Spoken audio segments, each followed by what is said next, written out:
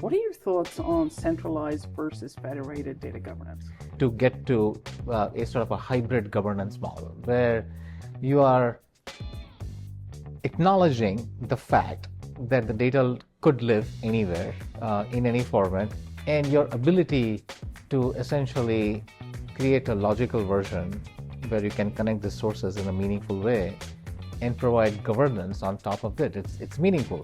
If you give responsibility of governance to individual systems only know what they are responsible for. If you go with a completely centralized model, then centralized governance models don't necessarily have detailed understanding of how the governance is maintained by individual systems. So it's very difficult to take hundreds and thousands of systems, decentralized governance systems, and create a centralized big system. So the future seems to be somewhere in the middle. That centralized governance for setting policy and then localized for the domain expertise. Yeah, it's kind of how countries are run. Most democracies have federal and state. The federal government does something, state government does something, because there are certain problems that are common to all, and there are certain problems that are unique to those individual systems. And there's no one approach, there's no one size fit all kind of a thing where you can go and say, well, everyone should do this. Yeah, I think because data teams that are defining governance policies, right, and that are enforcing governance policies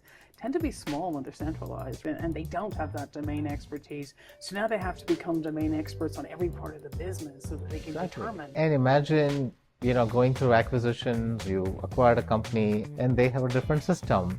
So unless you are outcome driven, saying we want you to eventually accomplish this, and you are flexible on how someone can get there, I think it's very difficult to run business that way.